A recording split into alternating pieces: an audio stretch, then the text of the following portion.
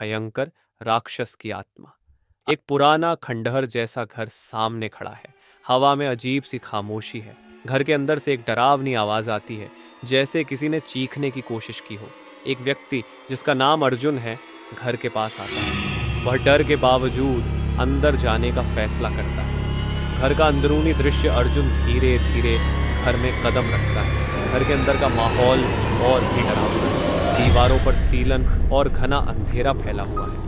अचानक उसे एक ठंडी हवा का झोंका महसूस होता है और उसके बाद एक हल्की सी आवाज सुनाई देती है। वह पलटता है, लेकिन वहां कोई नहीं होता। राक्षस की आहट अर्जुन घर के अंदर एक अजीब कमरे में पहुंचता है। कमरे के बीचों बीच एक पुरानी मेज रखी है और उसके पास एक किताब पड़ी है। जैसे ही वह किताब को उठाता है, अचानक कमरे में एक ठंडी हवा और एक गहरी घुटन महसूस होती है। अर्जुन को लगता है कि किसी ने उसके कंधे पर हाथ रखा है। वह डरकर पीछे मुड़ता है, लेकिन कुछ नहीं दिखता। राक्षस का रूप दिखना अर्जुन की सांसें तेज हो जाती हैं जब कमरे के एक कोने में अचानक एक विशाल राक्षस का रूप उभरता है। राक्षस का चेहरा विकृत है, उसकी आंखें लाल हो रही हैं और उसकी त्वचा जलती हुई दिखती है। वह कड़कती आवाज में कहता है, तुम मेरे जाल में फंसे हो, अब तुम बच नहीं सकते।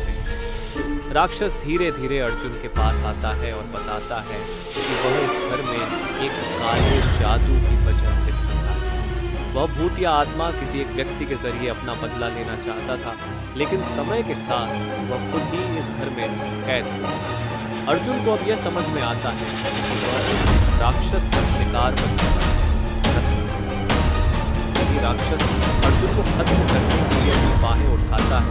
अचानक एक तेज रोशनी चमकती है। अर्जुन को याद आता है कि उसने घर में एक पुराना ताबीज देखा था। वह जल्दी से उस ताबीज को ढूंढकर पहनता है। ताबीज की शक्ति से राक्षस की आत्मा कमजोर होने लगती है। राक्षस की खौफनाक आवाज कमजोर हो जाती है और फिर वह धीरे धीरे गायब हो जाता है। जब अर्जुन सुरक्षित बाहर निकलता है तो उसे महसूस होता है कि वह सिर्फ राक्षस से नहीं बल्कि अपने डर से भी लड़ रहा है। वह घर के पास खड़ा होकर मुड़ता है और अचानक उसे एहसास होता है कि जिस घर को उसने भूतिया समझा था, वह दरअसल एक पुराने मंदिर का खंडहर था और वह ताबीज जो उसने पहना था, दरअसल उस मंदिर का एक पवित्र और शक्तिशाली अवशेष था।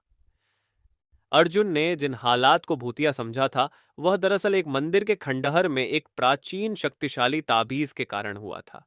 राक्षस की आत्मा एक काले जादू का हिस्सा थी, लेकिन अर्जुन ने खुद को उस जाल से बाहर निकालने के लिए सही समय पर ताबीज का इस्तेमाल किया।